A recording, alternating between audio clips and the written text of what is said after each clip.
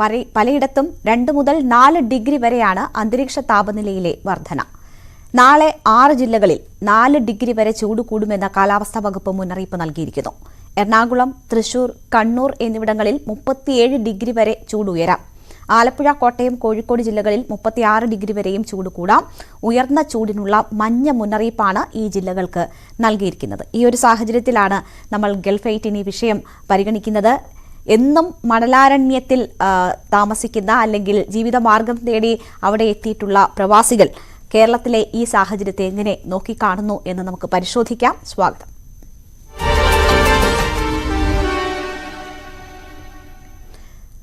നമുക്കൊപ്പം ഇന്ന് ചർച്ചയിൽ പങ്കെടുക്കുന്നത് ശ്രീ നിതിൻ ജിയോ തോമസ്, പ്രവാസി മലയാളിയാണ്. ഡോക്ടർ ജമാലുദ്ദീൻ, ആരോഗ്യ വിദഗ്ധൻ. ശ്രീ അനിൽ അമ്പാട്ട്, സാമൂഹ്യ നിരീക്ഷകൻ എന്നിവരാണ്. ആദ്യം ശ്രീ അനിൽ അമ്പാട്ട്, ഇവിടെ ഇപ്പോൾ കേരളത്തിൽ യെല്ലോ അലർട്ട് 6 ജില്ലകൾക്ക് നൽകുന്ന നിലയിൽ ഫെബ്രുവരിയിൽ തന്നെ കനത്ത ചൂട് അനുഭവപ്പെട്ടു തുടങ്ങിയിരിക്കുന്നു. കഴിഞ്ഞ 2 മാസമായി ഏതാണ്ട് ഇതേ നിലയിൽ തന്നെ വലിയ രീതിയിലുള്ള ചൂട് നാട്ടിൽ അനുഭവപ്പെടുകയാണ്. ആ സമയത്ത് തന്നെയാണ് വലിയ ചൂടിൽ കഴിയുന്ന ദുബായിൽ കഴിഞ്ഞ ദിവസങ്ങളിൽ വെള്ളപ്പൊക്കം ഉണ്ടായ വാർത്ത നമ്മൾ കണ്ടത്. വലിയ നാശനഷ്ടങ്ങൾ അതിൽ ഉണ്ടായി. പല വീടുകളും വെള്ളത്തിനടിയിലായി ദിവസങ്ങളോളം. അതിൻ്റെ രക്ഷാപ്രവർത്തനമൊക്കെ ഇപ്പോഴും അതിൻ്റെ അവസാന ഘട്ടത്തിൽ എത്തി നിൽക്കുന്നതേ ഉള്ളൂ. ഈ 2 സാഹചര്യങ്ങളെ താങ്കൾ എങ്ങനെയാണ് നോക്കിക്കാണുന്നത്? കാലാവസ്ഥയിൽ ഉണ്ടാകുന്ന ഈ വലിയ മാറ്റം ഇതിനു മുൻപ് താങ്കളുടെ പ്രവാസ കാലത്തിൽ എപ്പോഴെങ്കിലും നാടും താങ്കൾ ഉള്ള സ്ഥലവും തമ്മിൽ കമ്പയർ ചെയ്യുമ്പോൾ ഇതിനു മുമ്പ് എപ്പോഴെങ്കിലും ഈ 2 തരത്തിലുള്ള കാലാവസ്ഥ അനുഭവിക്കേണ്ടുന്ന സാഹചര്യം ഉണ്ടായിട്ടുണ്ടോ? പൊതുവേ നമ്മൾ പഴയ കാലത്ത് നമ്മൾ പറഞ്ഞു വരുന്നത്, അതായത് ഇപ്പൊ കേരളത്തിൽ നിന്ന് പ്രവാസിയായിട്ട് UAE പോലുള്ള സ്ഥലങ്ങളിലേക്ക് അല്ലെങ്കിൽ മിഡിൽ ഈസ്റ്റിലുള്ള ഏതെങ്കിലും സ്ഥലത്തേക്ക് യാത്ര ചെയ്യുന്ന ഒരാൾ പറയുന്നത്, നമ്മുടെ നാട്ടുകാർ മുഴുവൻ പറയുന്നത്, നമ്മൾ മണലാരണ്യത്തിലേക്ക് ജോലി ചെയ്യാൻ പോകുന്നവർ എന്നുള്ളതാണ്. ആ ഒരു സ്ഥിതിവിശേഷം അന്നുണ്ടായിരുന്നു. അന്ന് ഇവിടെ പൊതുവെ ഒരു മണലാരണ്യം അല്ലെങ്കിൽ ചൂടിന്റെ ആധിക്യത്തെയാണ് നമ്മൾ മണലാരണ്യം എന്ന് വാക്കുകൊണ്ട് വിശേഷിപ്പിച്ചിരുന്നത്. അത് നമുക്ക് എല്ലാവർക്കും അനുഭവത്തിലുള്ളത് തന്നെയാണ്. പക്ഷേ ആ മണലാരണ്യത്തിൽ നിന്ന് നമ്മൾ എപ്പോഴും നമ്മൾ പറയും നമ്മളുടെ നാട്ടിലേക്ക് പച്ചപ്പ് പുതച്ച അല്ലെങ്കിൽ ഏറ്റവും നല്ല കാലാവസ്ഥയുള്ള നമ്മളുടെ നാട്ടിലേക്ക് തിരിച്ചു പോകുന്ന ചെറിയ വെക്കേഷനുകൾ ഒരു സ്വപ്നം പോലെ കണ്ടിരുന്ന മനുഷ്യരാണ് നമ്മൾ. ഇപ്പൊ പൊതുവെ ആ ഒരു സ്ഥിതിവിശേഷം മാറിയിരിക്കുന്നു എന്നാണ് ഇപ്പൊ പ്രത്യേകിച്ച് ഇപ്പോ ന്യൂസ് 8 ഈ വിഷയം ചർച്ചയ്ക്ക് എടുക്കുമ്പോൾ പോലും നമുക്ക് മനസ്സിലാക്കാൻ കഴിയും. എന്താണെന്ന് വെച്ച് കഴിഞ്ഞാല് കേരളത്തിലെ ചൂട് ഇപ്പൊ 37 ഡിഗ്രി നമ്മുടെ അവതാരക പറഞ്ഞതെങ്കിൽ തന്നെ അത് 40 ഡിഗ്രിയും 42 ഡിഗ്രിയിലേക്കൊക്കെ പോകുന്ന ഒരു സ്ഥിതിവിശേഷം വരും ദിവസങ്ങളിൽ ഉണ്ടാകും. നമ്മളത് കഴിഞ്ഞ വർഷം അനുഭവിച്ചിട്ടുള്ളതാണ്. നമ്മൾക്ക് ഒരിക്കലും സങ്കല്പിക്കാൻ കഴിയാത്ത, അല്ലെങ്കിൽ ഗൾഫ് പോലുള്ള രാജ്യങ്ങളിൽ 40 മുകളിൽ 50 അടുക്കുന്ന ചൂടുണ്ടായിരുന്ന ഒരു സമയത്ത് നമുക്ക് ഒരിക്കലും സങ്കല്പിക്കാൻ കഴിയാത്ത ഒരു ചൂടിന്റെ വേനലിന്റെ അതി ഉഷ്ണത്തിന്റെ ഒരു സ്ഥിതിവിശേഷം കേരളവും ഇന്ന് അനുഭവിക്കുന്നു, അല്ലെങ്കിൽ കേരളത്തിലെ ജനത ഇന്ന് നേരിട്ട് അനുഭവിക്കുന്നു എന്നാണ് നമുക്ക് ഇന്ന് മനസ്സിലാവുന്നത്. ഇത് എങ്ങനെ സംഭവിച്ചു എന്നുള്ളതിനെ കുറിച്ചൊരു ശാസ്ത്രീയമായിട്ടുള്ള പല കണ്ടെത്തലുകളും നിരീക്ഷണങ്ങളൊക്കെ ഉണ്ട്. ആഗോള താപനത്തിന്റെ വ്യതിയാനവും അങ്ങനെയുള്ള പല പല വിഷയങ്ങൾ ഇതിനകത്ത് വരുന്നുണ്ട്. പക്ഷേ ഈ ഒരു സ്ഥിതിവിശേഷത്തെ എങ്ങനെ നേരിടുന്നു എന്നുള്ളിടത്താണ് ഇതിന്റെ ഒരു പ്രധാന വിഷയം കിടക്കുന്നത്. ഇപ്പൊ ഗൾഫിലാണെങ്കിൽ നമ്മൾ മുമ്പ് മുതൽ തന്നെ നമ്മളുടെ പണി സമയങ്ങളിൽ 12 മുതൽ അല്ലെങ്കിൽ ഒരു 2 മണി വരെ 3 മണി വരെയുള്ള സമയത്ത് തൊഴിലാളികൾക്ക് അവധി കൊടുക്കുക എന്നൊക്കെയുള്ള സ്ഥിതിവിശേഷം ഗൾഫിന്റെ ഒരു പ്രധാന ഒരു സവിശേഷ സാഹചര്യം അനുസരിച്ചിട്ടുണ്ടായിരുന്നു. മാത്രമല്ല എയർ കണ്ടീഷൻ പോലുള്ള സാധനങ്ങൾ ഒരു സാധാരണ സംഭവമായതുകൊണ്ട് ഈവൻ ജോലി കഴിഞ്ഞ് തിരിച്ചെത്തുന്നവർക്ക് അതിന്റെ ഒരു സമാശ്വാസം എന്നുള്ളൊരു സംവിധാനം ഉണ്ടായിരുന്നു. നാടിനെ സംബന്ധിച്ച് ഇപ്പോ നമുക്ക് ഒരിക്കലും സങ്കല്പിക്കാൻ പോലും കഴിയാത്ത രൂപത്തിൽ ഈ പണി എടുക്കുന്ന സ്ഥലങ്ങളിൽ ഇവിടത്തെ പോലെ തന്നെ 12 മുതൽ 2 വരെ നിങ്ങൾ ഈ സമയത്ത് പണി ഉപേക്ഷിക്കുക, നിൽക്കുക, സൂര്യാഘാതം ഏൽക്കുക എന്നുള്ള ഒരു സ്ഥിതിവിശേഷം നമുക്കൊരു പുതിയ അനുഭവമായിരിക്കും കേരളത്തിനെ സംബന്ധിച്ച്. പക്ഷേ അത് അവിടെ സംഭവിച്ചിരിക്കുന്നു. സൂര്യാഘാതമേറ്റു മരിക്കുന്ന മനുഷ്യർ വരെ കേരളത്തിൽ ഉണ്ടായിരിക്കുന്നു. ഇന്ത്യയെ സംബന്ധിച്ചാണെങ്കിൽ ഉത്തരേന്ത്യൻ സംസ്ഥാനങ്ങൾക്ക് മാത്രം പരിചയം ഉണ്ടായിരുന്ന കേരളത്തിൽ ഒരിക്കലും സംഭവിക്കാത്ത സൂര്യാഘാതം പോലുള്ള സ്ഥിതിവിശേഷം, മരണകാരണമായേക്കാവുന്ന വിശേഷം പോലും കേരളത്തിൽ എത്തുന്നുള്ള ഒരു ഭീതിയോട് കൂടിയിട്ട് മാത്രമാണ് നമുക്ക് അതിനെ കാണാൻ കഴിയുക. തീർച്ചയായും ഇവിടെ അതെ പറഞ്ഞോളൂ. ഓക്കെ, മറ്റൊരു സ്ഥിതിവിശേഷം എന്താണെന്ന് വെച്ച് കഴിഞ്ഞാല്, ഇപ്പോ ഈ കോവിഡിനൊക്കെ ശേഷം പല ഈ ഡെലിവറി ബോയ്സ് പോലുള്ള ആളുകൾ അല്ലെങ്കിൽ പുറത്ത് പണിയെടുക്കുന്ന ആൾക്കാർ വളരെയധികം കൂടിയിട്ടൊരു സ്ഥിതിവിശേഷം ഉണ്ട്. അത് ഇവിടെയും ബാധിക്കുന്നുണ്ട്. അവർക്കൊക്കെ ഈ എന്ത് തരം പ്രൊട്ടക്ഷനാണ് നമുക്ക് കൊടുക്കാൻ കഴിയുക ഈ ഡെലിവറി ബോയ്സ് പോലുള്ള ആളുകൾ? ഇവിടുത്തെ ഒരു സ്ഥിതിവിശേഷം അത് തന്നെ. തീർച്ചയായും അങ്ങനെ നിരവധി വിഷയങ്ങളുണ്ട്. ഞാൻ താങ്കളിലേക്ക് തിരിച്ചെത്താം. ശ്രീ നിതിൻ ജിയോ തോമസ്, താങ്കൾ പ്രവാസി മലയാളിയാണ്. ഇടയ്ക്കിടയ്ക്ക് പോയി വന്ന് നിന്ന് ജോലി ചെയ്യുന്ന വ്യക്തി കൂടിയാണ്. അതുകൊണ്ട് തന്നെ ഈ ക്ലൈമറ്റിൽ ഉണ്ടാകുന്ന വ്യത്യാസമൊക്കെ താങ്കൾക്ക് വളരെ പെട്ടെന്ന് മനസ്സിലാകും. നേരത്തെ ശ്രീ അനിൽ സൂചിപ്പിച്ചതുപോലെ തന്നെ പച്ചപ്പ് തേടി എത്തുക, അതൊരു നൊസ്റ്റാൾജിയായി മനസ്സിൽ സൂക്ഷിക്കുന്ന പ്രവാസികൾക്ക് ഇപ്പോൾ നാട്ടിലെത്തുമ്പോൾ എന്താണ് നമ്മളുടെ കാലാവസ്ഥ മാറ്റത്തെ സംബന്ധിച്ച് മനസ്സിലാകുന്നത്? അത് വലിയ രീതിയിൽ നിങ്ങൾക്ക് അനുഭവപ്പെടാറുണ്ടോ?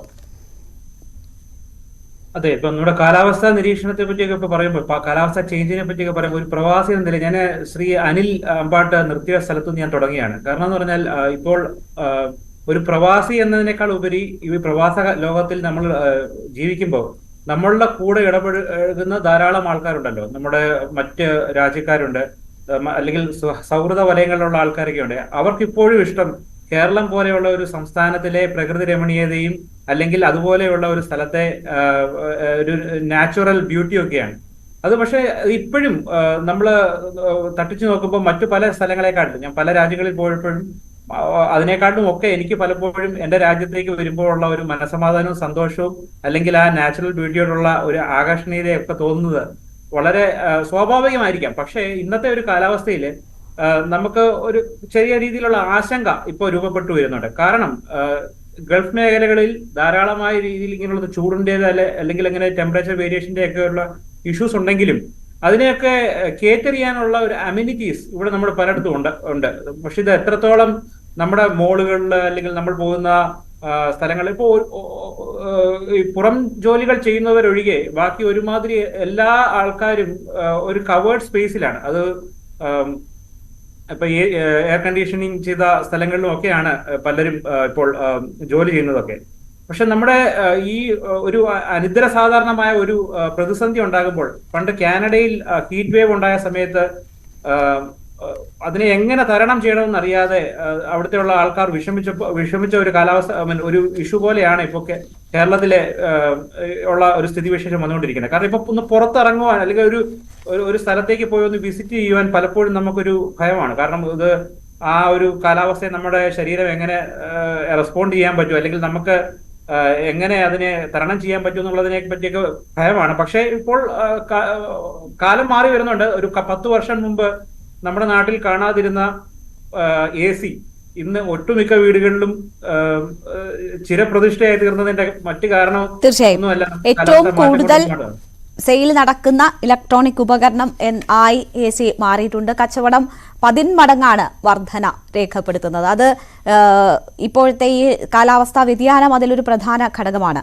ഡോക്ടർ ജമാലുദ്ദീൻ അബൂബക്കർ, ഇവിടെ നേരത്തെ അനിൽ സംസാരിച്ചപ്പോൾ സൂചിപ്പിച്ചു, ഗൾഫ് രാഷ്ട്രങ്ങൾ അവിടെ ചൂട് കൂടും, ഏതൊക്കെ നിലവരെ പോകും എന്നത് നേരത്തെ തന്നെ അറിയാം. അതിനനുസരിച്ചുള്ള സൗകര്യങ്ങളുണ്ട്, എയർ കണ്ടീഷൻഡ് ആയിരിക്കും മിക്കവാറും ജോലി സ്ഥലങ്ങൾ പോലും.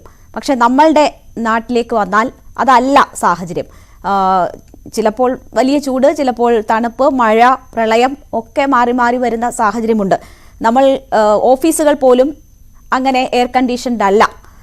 മാളുകളിലും ചില ATM കൗണ്ടറുകളിലും മാത്രമാണ് ഈ പുറത്തൊക്കെ നമുക്ക് AC അല്ലെങ്കിൽ അങ്ങനെ അനുഭവിക്കാൻ പറ്റുക. അപ്പോൾ നമ്മൾ കൂടുതലായും കരുതിയിരിക്കേണ്ടുന്നത് എന്തൊക്കെയാണ്? ഇപ്പോൾ സ്കൂളുകളിൽ വാട്ടർ ബെൽ ഏർപ്പെടുത്തി കുട്ടികളെ വെള്ളം കുടിക്കാൻ പ്രേരിപ്പിക്കുന്നുണ്ട്. കുട്ടികൾ വലിയ ബുദ്ധിമുട്ട് അനുഭവിക്കുന്നവരാണ്. സ്കൂളുകളിലായിരിക്കും പകൽ ഏറ്റവും ചൂടേറിയ സമയങ്ങളിൽ അവർ ഫെബ്രുവരിയിൽ തന്നെ വന്നതുകൊണ്ട് വേനലവധിയുടെ അങ്ങനെ ഉള്ള ആനുകൂല്യങ്ങളൊന്നുമില്ല. അപ്പോൾ താങ്കൾ ഒരു ശിശുരോഗ വിദഗ്ധൻ കൂടിയാണല്ലോ. അപ്പോൾ എന്തൊക്കെയാണ് പ്രധാനമായും കരുതിയിരിക്കേണ്ടത്? അതിൽ കുട്ടികളെ എങ്ങനെ കരുതണം? തീർച്ചയായും കുട്ടികളെ സംബന്ധിച്ചിടത്തോളം കുട്ടികളെ കാര്യമെടുക്കുമ്പോൾ കുട്ടികൾ ഒരു വലിയവരുടെ ഒരു ചെറിയ പതിപ്പല്ല എന്ന് നമ്മൾ മനസ്സിലാക്കുക. അവരുടെ ശരീരത്തിന്റെ ഫിസിയോളജി, ശരീരത്തിന്റെ എല്ലാവിധ പ്രവർത്തനങ്ങളും വ്യത്യാസപ്പെട്ടിരിക്കുന്നു. അപ്പോ അതുകൊണ്ട് തന്നെ ഈ ഡീഹൈഡ്രേഷനോ അല്ലെങ്കിൽ ചൂടിന്റെ അല്ലെങ്കിൽ കാലാവസ്ഥയിൽ വരുന്ന ഏത് മാറ്റങ്ങളും, ചൂടാണെങ്കിലും തണുപ്പാണെങ്കിലും ഏറ്റവും കൂടുതൽ ഏറ്റവും ആദ്യം അത് ബാധിക്കുന്നത് കുട്ടികളിലാണ്. എന്തുകൊണ്ടെന്ന് വെച്ചാൽ കുട്ടികളിൽ ഇപ്പൊ നമുക്ക് നമ്മുടെ ശരീരത്തിന്റെ താപനില നമ്മൾ നിയന്ത്രിക്കുന്നത് പേഴ്സ്പിറേഷൻ അല്ലെങ്കിൽ സ്വെറ്റിംഗ് മൂലമാണ്. സ്വെറ്റിംഗ് എന്ന് പറയുന്നത് നമുക്ക് വിയർപ്പ് മൂലമാണ്. ഈ വിയർപ്പ് പ്രധാനമായും 2-3 കാര്യങ്ങളുടെ അത് വേറെ രീതിയിലൊക്കെ പോകുന്നുണ്ട്. പക്ഷെ ഏറ്റവും പ്രധാനമായിട്ട് 70 to 80% നമ്മുടെ ശരീരത്തിന്റെ താപനില നിയന്ത്രിക്കുന്നത്, അതായത് നമ്മുടെ താപനില 36 ഡിഗ്രി 37 ഡിഗ്രിയിൽ നിർത്തുന്നത് നമ്മളുടെ വിയർപ്പാണ്. ഈ വിയർപ്പ് നമ്മുടെ ശരീരത്തിൽ നിന്നും ഉണ്ടാവുമ്പോൾ അത് ഇവാപറേറ്റ് ചെയ്ത് പോകുമ്പോൾ, അത് ബാഷ്പീകരിച്ച് പോകുമ്പോൾ ശരീരത്തിൽ നിന്നും ചൂട് വലിച്ചെടുക്കുകയും ശരീരം തണുപ്പിക്കുകയും ചെയ്യുന്ന പ്രക്രിയയാണ് അങ്ങനെയാണ് നമ്മുടെ ശരീരത്തിന്റെ താപനില നിയന്ത്രിക്കുന്നത്. ഇവിടെ നമുക്ക് ഉണ്ടാകുന്ന കുട്ടികളിലാണെങ്കിൽ ഇതൊക്കെ ബ്ലഡ് വെസലും ബാക്കിയുള്ള കാര്യങ്ങളൊക്കെ ഉണ്ട്, രക്തഓട്ടമൊക്കെ ഉണ്ട്. പക്ഷെ കുട്ടികൾക്ക് ഈ വിയർപ്പ് ഉൽപ്പാദിപ്പിക്കുന്ന ഗ്രന്ഥി, സ്വെറ്റ് ഗ്ലാൻസ് എന്ന് പറയും, അത് കുറവാണ്. അതുകൊണ്ട് തന്നെ ഈ കുട്ടികളിൽ ചൂട് കൂടുമ്പോൾ അവരുടെ ശരീര താപ നിയന്ത്രിക്കാനുള്ള കഴിവ് കുറവാണ്. അപ്പൊ കുട്ടികൾ അത് പെട്ടെന്ന് ബാധിക്കും.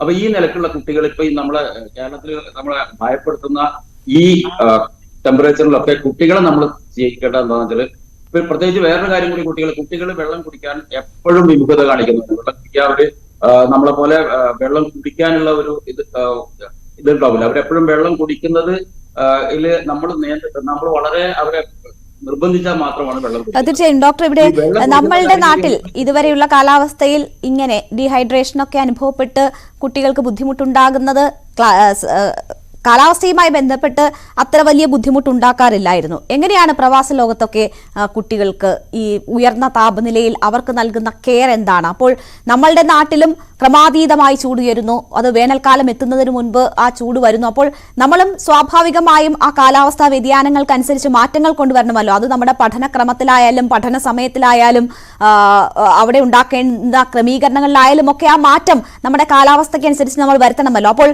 ഗൾഫ് രാഷ്ട്രങ്ങളുമായി ബന്ധപ്പെടുത്തി നോക്കുമ്പോൾ താങ്കൾക്ക് നൽകാനുള്ള നിർദ്ദേശങ്ങൾ എന്തൊക്കെയാണ്?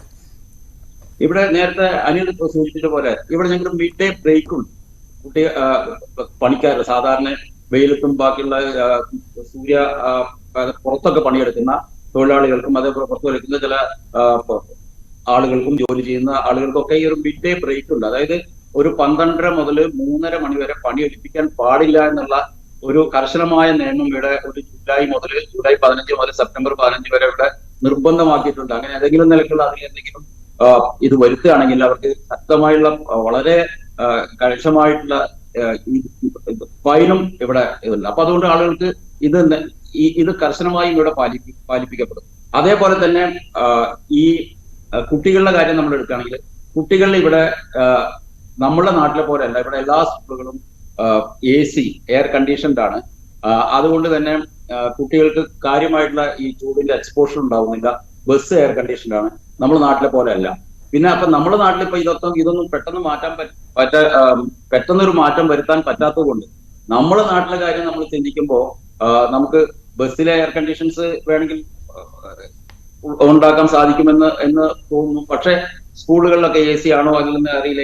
എങ്ങനെയാണ് ഈ സമയത്തിലൊരു മാറ്റം വരുത്താൻ? ഏറ്റവും കൂടുതൽ ചൂട് വരുന്നത് അല്ലെങ്കിൽ ചൂടിന്റെ പ്രശ്നം വരുന്നത് ഒരു 12 മണി മുതൽ 3:30 മണി വരെയാണ്. ഈ സമയത്ത് എന്തെങ്കിലും സ്കൂളിന്റെ സമയ ക്രമീകരണത്തെ പറ്റി ചിന്തിക്കാവുന്നത് ഈ വിദ്യാഭ്യാസ മേഖലകളിൽ പ്രവർത്തിക്കുന്ന സർക്കാരും അതുപോലുള്ള ആളുകൾക്കും ചിന്തിക്കാവുന്നതാണ്. പ്രത്യേകിച്ച് ഈ കാലാവസ്ഥാ വ്യതിയാനം ഇത്രയും പ്രകടമായി നമ്മുടെ മുന്നിൽ എത്തി നിൽക്കുന്നുണ്ട്. എപ്പോഴും നമ്മൾ ഗ്ലോബൽ വാർമിങ്ങിനെ പറ്റി പറയുമ്പോൾ അത് കുറച്ചുകൂടി ഇപ്പോഴത്തെ ഒരു പുതിയ പഠനം ഇപ്പൊ COP28 ഒക്കെ ഇവിടെ നടന്നപ്പോ അതിലുള്ളൊരു പഠനം നമ്മൾ കാണിച്ചപ്പോൾ ഇത് ഒരു 2027 ആകുമ്പോഴത്തേക്കും നമ്മൾ വളരെ അകലെയാണെന്ന് പറഞ്ഞിരുന്ന ഗ്ലോബൽ വാർമിംഗ് 1.5 ഡിഗ്രി കൂടുതലാവുന്നത് പെട്ടെന്ന് ആവാൻ സാധ്യതയുണ്ട് എന്നുള്ള ഒരു നിരീക്ഷണം ഉണ്ടായിരുന്നു.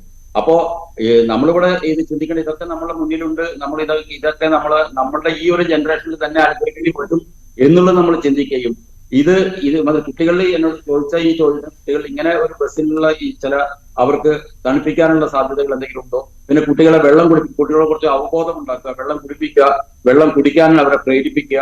ഡീഹൈഡ്രേഷൻ എന്ന് പറയുന്നത് വെള്ളം നമുക്ക് ദാഹം ഉണ്ടാകുമ്പോൾ ഓൾറെഡി നമ്മുടെ ശരീരത്തിൽ ഡീഹൈഡ്രേഷൻ ഉണ്ട് എന്ന് നമ്മൾ മനസ്സിലാക്കണം. അപ്പോ വെള്ളം ദാഹിക്കുമ്പോഴല്ല വെള്ളം കുടിക്കേണ്ടത്. ഈ സമ്മർ സീസണിൽ ഇടയ്ക്കിടയ്ക്ക് കുട്ടികളെ വെള്ളം കുടിപ്പിക്കുക, വെള്ളം കുടിക്കാനുള്ള പ്രേരണ നൽകാതെ ടീച്ചേഴ്സും ശരി. അതേപോലെ കുട്ടികൾ കെയർ ഗിവേഴ്സും പാരന്റ്സും കുട്ടികളെ അത് പഠിപ്പിക്കുക. അതേപോലെ വെള്ളം നിർബന്ധമായും വെള്ളം കുട്ടികൾക്ക് കൊടുത്തയക്കുകയും അത് കുടിപ്പിക്കാൻ അവരെ പ്രേരിപ്പിക്കുകയും ചെയ്യുക എന്നുള്ളതാണ് ഈ ശരി. സമയത്ത് നമുക്ക് ശരി, എന്തായാലും ഇപ്പോൾ ഈ 3 പേരും സൂചിപ്പിച്ചതുപോലെ തന്നെ ജോലി സമയത്തെ നിയന്ത്രണം, പകല് പുറത്ത് ജോലി ചെയ്യുന്നവർക്ക് 12 മുതൽ 3 മണി വരെ അതിൽ നിയന്ത്രണം അനുവദിച്ചുകൊണ്ട് ആ സമയം വിശ്രമ സമയമാക്കിക്കൊണ്ട് ഒരു ഉത്തരവ് ഇറങ്ങിയിട്ടുണ്ട്. ലേബർ കമ്മീഷണർ നേരത്തെ തന്നെ ആ ഉത്തരവ് കേരളത്തിലും ഇറക്കിയിട്ടുണ്ട്. പക്ഷേ അതൊക്കെ പാലിക്കപ്പെടുന്നുണ്ടോ എന്നത് സംശയമാണ്. പലയിടങ്ങളിലും അതൊക്കെ മറികടന്ന് ജോലി ചെയ്യേണ്ടി വരുന്ന ആളുകൾ, അത് ഇതര സംസ്ഥാന തൊഴിലാളികളായാലും സാധാരണക്കാരായാലും ഒക്കെ ജോലി ചെയ്യേണ്ടി വരുന്ന സാഹചര്യം നമുക്ക് നിരത്തുകളിൽ ഒക്കെ തന്നെ കാണാൻ കഴിയും. മറ്റൊന്ന്, ഈ കുട്ടികൾക്ക് വാട്ടർ ബെൽ ഏർപ്പെടുത്തിയിട്ടുണ്ട്.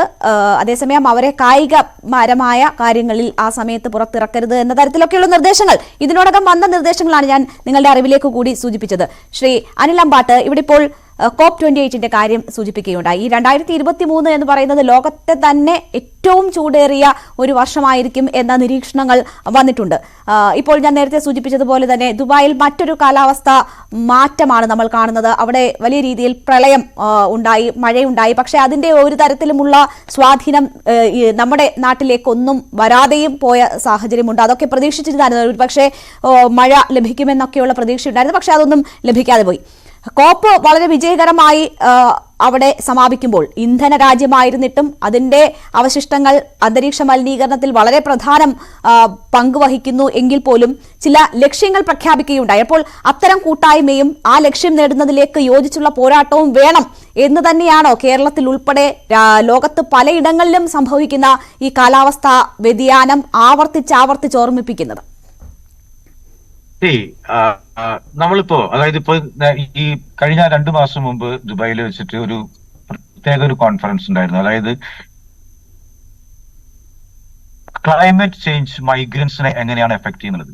കാരണം ഞാൻ പറയാൻ കാരണം ഈ പുതിയ കാലത്തിൽ ഈ ക്ലൈമറ്റ് ചേഞ്ച് ഇങ്ങനെ സംഭവിക്കുമ്പോൾ, ആഗോളമായിട്ട് സംഭവിക്കുമ്പോൾ, ദുബായ് പോലുള്ള സ്ഥലത്ത് ആ സബ്ജക്റ്റിനെ കുറിച്ച് പഠിക്കാനും അത് ഇന്റർനാഷണൽ ലെവലിലുള്ള സെമിനാറുകൾ വെച്ചിട്ട് അതിനെ എങ്ങനെയാണ് നമുക്ക് അതിനെ തരണം ചെയ്യാൻ കഴിയുക എന്നുള്ള ഒരു വിഷയമാണ് ഈ 2 മാസം മുമ്പ് കഴിഞ്ഞത്. അപ്പൊ അതിനകത്ത് പ്രധാനമായിട്ട് പറയുന്നത് എന്താ വെച്ച് കഴിഞ്ഞാൽ, ക്ലൈമറ്റ് ചേഞ്ച് നമ്മൾ പറയുമ്പോൾ ഇപ്പൊ നേരത്തെ സൂചിപ്പിച്ചതുപോലെ നമ്മൾ ചൂട് മാത്രമല്ല, നമ്മുടെ അതിന്റെ അപ്പുറത്തുള്ള പ്രളയവും അതിനകത്ത് ബാധകമാണല്ലോ. ഇപ്പൊ ദുബായ് പോലുള്ള സ്ഥലങ്ങളിൽ നമുക്കൊരു മെട്രോ സിറ്റികളിൽ അതിന്റെ ഒരു പ്രളയത്തിന്റെ രൂക്ഷത അനുഭവപ്പെടുന്നില്ലെങ്കിലും വാദി പോലുള്ള സ്ഥലങ്ങളിൽ അത് വളരെ വ്യാപകവും വളരെ രൂക്ഷമായിട്ട് നടക്കുന്നുണ്ട്. അത് മാത്രമല്ല, ആ സ്റ്റഡീസിൽ ആ കോൺഫറൻസിന്റെ പ്രധാന വിഷയം ഈ ക്ലൈമറ്റ് ചേഞ്ച് മൈഗ്രൻസിനെ എങ്ങനെ എഫക്ട് ചെയ്യുന്നു, അവരെ ആരോഗ്യപരമായിട്ട് എഫക്ട് ചെയ്യുന്നു. നമ്മൾ ഇതുവരെ പഠിക്കാത്തൊരു മേഖലയാണ് അതൊക്കെ. എങ്ങനെയൊക്കെയാണ് ഈ ക്ലൈമറ്റ് ചേഞ്ച് പുറത്ത് പണിയെടുക്കുന്ന ആൾക്കാർ എങ്ങനെയാണ് അവരുടെ ആരോഗ്യത്തെ ബാധിക്കുന്നത്, അവർക്ക് ഹാർട്ട് അറ്റാക്ക് വരാനുള്ള സാധ്യതകൾ, അവരുടെ മുടി കൊഴിച്ചിൽ, അവരുടെ BP വർദ്ധിക്കുന്ന സ്കിൻ ഡിസീസസ്, ഇതൊക്കെയുള്ള സാധ്യതകൾ എങ്ങനെയാണ് പഠിക്കുന്ന ഒരു സെമിനാറിന്റെ ഒരു ഭാഗം കൂടിയായിരുന്നു അത്. മാത്രമല്ല, എങ്ങനെയാണ് ഈ മൈഗ്രേഷൻ, എങ്ങനെയാണ് ഈ ക്ലൈമറ്റ് ചേഞ്ച്, എങ്ങനെയാണ് ഈ മൈഗ്രേഷൻ ആളുകൾ ഒരു സ്ഥലത്ത് നിന്ന് മറ്റൊരു സ്ഥലത്തേക്ക് മൂവ് ചെയ്യാനുള്ള കാരണമാകുന്നത് എന്ന് പോലും ബംഗ്ലാദേശ് പോലുള്ള ഒരു സ്ഥലത്ത് നിന്ന് വലിയൊരു വെള്ളപ്പൊക്കം ഉണ്ടാകുമ്പോൾ ആളുകൾക്ക് പിന്നെ അവിടെ സർവൈവ് ചെയ്യാൻ കഴിയാത്തൊരു സിറ്റുവേഷൻ വരികയും അവർ കൺട്രി തന്നെ ഉപേക്ഷിച്ച്, ഞാനൊരു ഉദാഹരണം പറഞ്ഞത് ബംഗ്ലാദേശ്, അതുപോലെ പല സ്ഥലങ്ങളുണ്ട്, ആ കൺട്രി തന്നെ ഉപേക്ഷിച്ച് മറ്റൊരു സ്ഥലത്തേക്ക് മൂവ് ചെയ്യുകയും ചെയ്യുന്നത്, അതായത് മൈഗ്രേഷൻ നടക്കുന്ന ഒരു അവസ്ഥ നിലവിലുണ്ടെന്നാണ് ഇന്നത്തെ സ്റ്റഡീസ് എല്ലാവരും കാണിക്കുന്നത്. ഇതേപോലെ തന്നെയാണ് ഇപ്പൊ നമ്മൾ നേരത്തെ പറഞ്ഞ പോലെ ഈ ഡെലിവറി ബോയ്സിന്റെ അടക്കമുള്ള പുറത്ത് വർക്ക് ചെയ്യുന്ന ആളുകളുടെ കാര്യം. കേരളത്തിനെ സംബന്ധിച്ച് നമുക്ക് എന്തൊക്കെ തന്നെ പറഞ്ഞാലും ഒരു വെള്ളപ്പൊക്കത്തിന്റെ അതിരൂക്ഷത നമ്മൾ അനുഭവപ്പെട്ട അതേ രീതിയിൽ ഒരു ചൂട് നമ്മൾ നേരിട്ടിട്ടില്ല. വെള്ളപ്പൊക്കം, ആ ഫ്ലഡ് എന്ന് പറയുന്നത് നമ്മൾക്ക് ആ ഫ്ലഡിൽ പോലും നിൽക്കാൻ കഴിയാതെ മൂവ് ചെയ്ത ആളുകൾ ഉണ്ടെന്നുള്ളതാണ് പുതിയ സ്റ്റഡീസ് കാണിക്കുന്നത്. പക്ഷെ ചൂടിനെ ആ രീതിയിൽ ഉള്ള ഒരു കാലാവസ്ഥ സംഭവത്തിലേക്ക് മാറിയിട്ടില്ല ഇതുവരെ.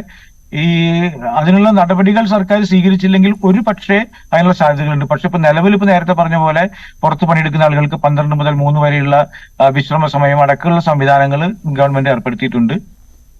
പിന്നെ സമയാസമയങ്ങളിൽ വെള്ളം കൊടുക്കുക, സോൾട്ട് വാട്ടർ കൊടുക്കുക തുടങ്ങിയ സംവിധാനങ്ങളൊക്കെ നിലവിലുണ്ട്.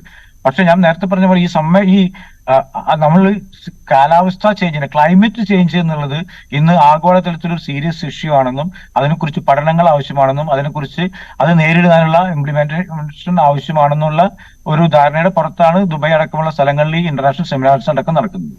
തീർച്ചയായും ശ്രീ നിതിൻ ഇവിടെ ഇപ്പോൾ മൈഗ്രേഷന് കാരണമാകും. കാരണം നമ്മളുടെ കാലാവസ്ഥയിലുള്ള മാറ്റം, അതിനനുസരിച്ചുള്ള നിലയിലേക്ക് നമ്മളുടെ സംവിധാനങ്ങൾ മാറുന്നില്ല, സാമൂഹികമായ പുരോഗതി ആ ലെവലിലേക്ക് ഉണ്ടാകുന്നില്ല. അപ്പോൾ ആളുകൾ കൂടുതൽ കംഫർട്ടബിൾ ആയിട്ടുള്ള ഇടങ്ങൾ തേടി പോകും. അത് വിദ്യാഭ്യാസത്തിനായാലും ജോലിക്കായാലും സ്ഥിരതാമസത്തിനായാലും ആളുകൾ തേടും എന്നതാണ് ഇവിടെ സൂചിപ്പിക്കുന്നത്. ഞാൻ കഴിഞ്ഞ ദിവസം നമ്മളുടെ എറണാകുളം കളക്ട്രേറ്റിലുണ്ടായ ഒരു സംഭവം ആലോചിക്കുമ്പോൾ അവിടെ കറണ്ട് ചാർജ് കൊടുത്തില്ല, അതുകൊണ്ട് അവിടെ കണക്ഷൻ വിച്ഛേദിക്കപ്പെട്ടു. അപ്പോൾ ജീവനക്കാർ ഉൾപ്പെടെയുള്ളവർ ഈ വലിയ ചൂടത്ത് ഫാൻ പോലും ഇല്ലാതെ ഇരുട്ടത്തൊക്കെ കഴിഞ്ഞുകൂടേണ്ടുന്ന ഒരു സാഹചര്യം ഉണ്ടായി. അത് യാദൃച്ഛികമായി ഉണ്ടായ ഒരു സംഭവമാണ്, ഒരു ഒറ്റപ്പെട്ട സംഭവമാണ് എങ്കിൽ പോലും ഞാൻ സൂചിപ്പിക്കുകയാണ്. അപ്പോൾ നമ്മളുടെ നാട്ടിൽ ഇനിയിപ്പോൾ വരാൻ പോകുന്നത് ഈ വലിയ ചൂട് ഉണ്ടായിക്കഴിഞ്ഞാൽ അതിനുശേഷം ഒരു പ്രളയം വേണമെങ്കിൽ ഉണ്ടാകാം എന്ന ഒരു സാധ്യത കൂടി നിലനിൽക്കുന്നുണ്ട്. അപ്പോൾ ആ സാഹചര്യമൊക്കെ ആളുകളെ ഒരുപക്ഷെ നാട് വിടാൻ പ്രേരിപ്പിക്കാം. നേരത്തെ അല്ലെങ്കിൽ റിലേറ്റീവ്സ് ഒക്കെ ഉണ്ടെങ്കിൽ പോലും ഞങ്ങൾ നാട്ടിൽ തുടർന്നോളാം എന്ന് തീരുമാനിക്കുന്നവരെ വേണ്ട, എന്നാൽ ഞങ്ങളും കൂടെ വരാം, അവിടെ എവിടെയും കാലാവസ്ഥയിൽ പോലും വലിയ വ്യത്യാസമൊന്നും ഇല്ലല്ലോ എന്ന് ചിന്തിപ്പിക്കുന്ന ഒരു സാഹചര്യം ഉണ്ടാക്കുമോ? ഇത് തീർച്ചയായിട്ടും വളരെ ഇമ്പോർട്ടന്റ് ആയിട്ടുള്ള ഒരു പോയിന്റ് ആണ്. കാരണം XDI ക്രോസ് ഡിപെൻഡൻസി ഇനിഷ്യേറ്റീവ് എന്ന് പറഞ്ഞ ഒരു ഏജൻസി നടത്തിയ ഒരു സ്റ്റഡിയിൽ 2050 ക്ലൈമാറ്റിക് ചേഞ്ച് കൊണ്ടുണ്ടാകുന്ന ഇഷ്യൂസിൽ ഏറ്റവും കൂടുതൽ അഫക്റ്റഡ് ആവുന്ന 50 രാജ്യങ്ങളുടെ ലിസ്റ്റ് എടുത്തപ്പോൾ നമ്മളുടെ രാജ്യം വളരെ ഹയസ്റ്റ് പോയിന്റിലാണ്. അതായത് യുണൈറ്റഡ് സ്റ്റേറ്റ്സിനും ചൈനയ്ക്കും ശേഷം ഇന്ത്യയാണ് ആ ഇൻഡെക്സിൽ വന്നിരിക്കുന്നത്. അതായത് ഏകദേശം 80% ഉള്ള ഇഷ്യൂസ് സംഭവിക്കാൻ പോകുന്ന 3 രാജ്യങ്ങളാണ് യുണൈറ്റഡ് സ്റ്റേറ്റ്സും ചൈനയും ഇന്ത്യയും. അപ്പോൾ നമ്മൾ അതുപോലൊരു റിസ്കിലാണ് നമ്മളിപ്പോൾ നിൽക്കുന്നത്. പക്ഷേ മൈഗ്രേഷനെ ഇത് പ്രൊമോട്ട് ചെയ്യുമെന്ന് ചോദിച്ചു കഴിഞ്ഞാൽ നമ്മൾ ഇതിനെ അപ്രോച്ച് ചെയ്യുന്ന രീതികൾ അതിനെ വളരെ ഡിപ്പെൻഡന്റ് ആയിരിക്കും. കാരണം ഇത് UAE സംബന്ധിച്ച് പറയുകയാണെങ്കിൽ 2006 തന്നെ ministry of climate change and environment ഇവിടെ സ്ഥാപിച്ചിട്ടുണ്ട്.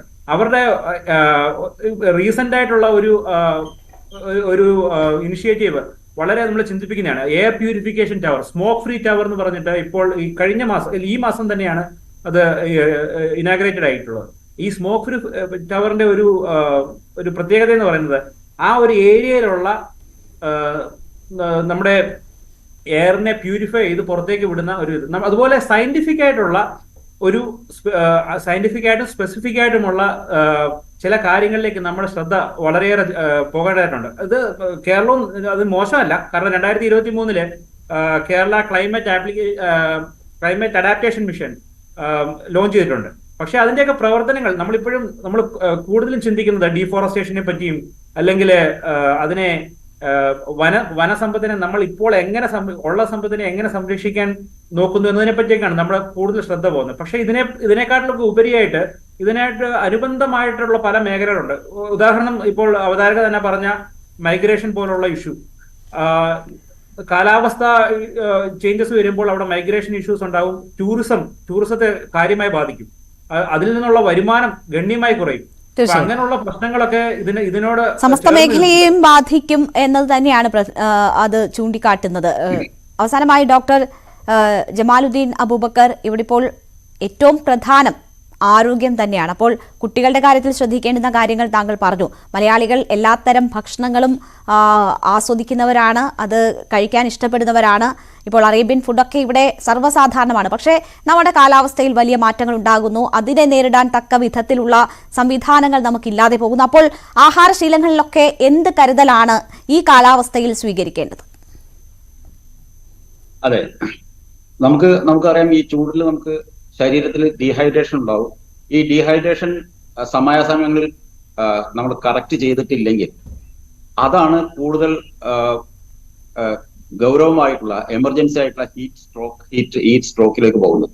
ഇപ്പൊ ഹീറ്റ് എക്സ്പ്ലോഷൻ എന്ന് പറയുന്നത് അത് കഴിഞ്ഞിട്ട് അത് നമ്മൾ ഡീഹൈഡ്രേഷൻ അതൊക്കെ ഉണ്ടാവും. അപ്പൊ ഡീഹൈഡ്രേഷൻ നമ്മൾ ആദ്യം മനസ്സിലാക്കുക. പ്രത്യേകിച്ച് ഡീഹൈഡ്രേഷൻ ലക്ഷണങ്ങൾ എന്താണെന്ന് മനസ്സിലാക്കുക. ആ ഡീഹൈഡ്രേഷൻ ലക്ഷണങ്ങൾ എന്ന് പറയുന്നത് ദാഹം തന്നെയാണ്. എപ്പോഴും ദാഹം ഉണ്ടാവും.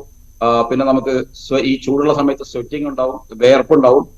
ശരീരം ബോഡിയുടെ ഒരു ഫിസിയോളജി, നേരത്തെ ഞാൻ സൂചിപ്പിച്ച പോലെ ഒരു ഫിസിയോളജിക്കൽ ഫിനോമിനയാണ് അത്. ബോഡി ടെമ്പറേച്ചർ ക്രമീകരിക്കാനുള്ള ഒരു സംവിധാനം, അതാണ് ഈ സ്വെറ്റ് ഉണ്ടാവുന്നത്. അത് നമ്മൾ ബാഷ്പീകരിച്ച് നമ്മൾ ടെമ്പറേച്ചർ റെഗുലേറ്റ് ചെയ്യും. അപ്പൊ ഇത് ഉണ്ടാവും. പക്ഷേ ഈ സമയത്ത് നമ്മൾ വെള്ളം കുടിച്ചില്ലെങ്കിൽ, നമുക്ക് ഡീഹൈഡ്രേഷൻ ഉണ്ടായി വെള്ളം കുടിച്ചില്ലെങ്കിൽ, അല്ലെങ്കിൽ വെള്ളം ഉള്ള ഭക്ഷണ സാധനങ്ങൾ നമ്മൾ കഴിച്ചില്ലെങ്കിൽ കൂടുതൽ ഗൗരവകരമായിട്ടുള്ള എമർജൻസി ആയിട്ടുള്ള ഹീറ്റ് സ്ട്രോക്കിലേക്ക് പോകാനുള്ള സാധ്യതയുണ്ട്. പിന്നെ നമ്മുടെ ശരീരത്തിൽ ക്രാംസ് ഉണ്ടാവും, നമ്മുടെ ശരീരത്തിലെ മസിലൊക്കെ ഇങ്ങനെ ചില പെയിൻസ് ഒക്കെ ഉണ്ടാവും. ഇത് നമ്മൾ ഇത് മനസ്സിലാക്കുകയും ഈ സമയത്ത് തന്നെ ചൂടിൽ നിന്ന് നമുക്ക് ഷെൽട്ടറിലേക്ക് ഏതെങ്കിലും ഒരു തണുത്ത മരത്തിന്റെ ചുവട്ടിലേക്കോ അല്ലെങ്കിൽ വീടാണെങ്കിൽ അവിടെ എന്തെങ്കിലും അതിലേക്കോ നമ്മൾ പോവുക എന്നുള്ളത് ആണ് പ്രധാനമായിട്ടും നമ്മൾ മനസ്സിലാക്കി ചെയ്യേണ്ടത്. വെള്ളം കുടിക്കുക, വെള്ളം കുറേശ്ശെ കുടിക്കുക. ചിലപ്പോൾ ഇത് കൂടുതലാവുമ്പോൾ നമുക്ക് തലകറക്കം വരാം, ഛർദ്ദിക്കാൻ വരുന്നുണ്ടാവും. ഇത് അപ്പൊ ഈ സ്ട്രോക്കിലേക്ക് പോകുന്നു എന്നുള്ളത് മനസ്സിലാക്കുകയും ആ സമയത്ത് തണുത്ത വെള്ളം കുറേശ്ശെ സിപ്പ് ചെയ്യുകയും ശരീരം നൽകുന്ന മുന്നറിയിപ്പുകൾ പോലും നമ്മൾ ജാഗ്രതയോടുകൂടി കാണേണ്ടതുണ്ട് എന്നതാണ് ഡോക്ടർ എനിക്ക് പറയാനുള്ളത്. ഈ സമ്മറിൽ ഫുഡ് ബോൺ ഡിസീസസ് കൂടുതൽ ഉണ്ടാവാനുള്ള സാധ്യതയാണ്. നമ്മൾ ഭക്ഷണം നമ്മൾ കഴിച്ചത് ബാക്കി വെക്കുകയും ഒക്കെ വെച്ച് അത് പിന്നെ കുറച്ചു നേരം കഴിഞ്ഞ് ഫ്രിഡ്ജിൽ വെക്കുകയൊക്കെ ചെയ്യാറുണ്ട്. നമ്മുടെ ഒരു ഡേഞ്ചർ സോൺ ടെമ്പറേച്ചർ എന്ന് പറയുന്നത് ഒരു 4 ഡിഗ്രി സെന്റിഗ്രേഡ് മുതൽ 60 ഡിഗ്രി സെന്റിഗ്രേഡ് വരെയാണ് ഈ ഡേഞ്ചർ സോൺ എന്ന് പറയുന്നത്. ഈ സമയത്ത് ഈ ഒരു ടെമ്പറേച്ചറിൽ നമ്മൾ ഭക്ഷണ സാധനങ്ങൾ വെക്കുകയാണെങ്കിൽ അതിൽ ബാക്ടീരിയ പെരുകാനുള്ള സാധ്യതയുണ്ട്. അത് ഫുഡ് ബോൺ ഡിസീസസ് നമുക്ക് വരാനുള്ള സാധ്യതയുണ്ട്. തീർച്ചയായും ആ ജാഗ്രതകളൊക്കെ ഈ സമയത്ത് ജനങ്ങളിൽ ഉണ്ടാവേണ്ടതാണ്. വളരെ നന്ദി ശ്രീ നിതിൻ, ഒപ്പം ജമാലുദ്ദീൻ അബൂബക്കർ, ശ്രീ അനിൽ അമ്പാട്ട് ഞങ്ങളോടൊപ്പം ഈ ചർച്ചയിൽ പങ്കെടുത്തതിന്. മറ്റൊരു വിഷയമായി ഗൾഫ് 18 നാളെ. നമസ്കാരം.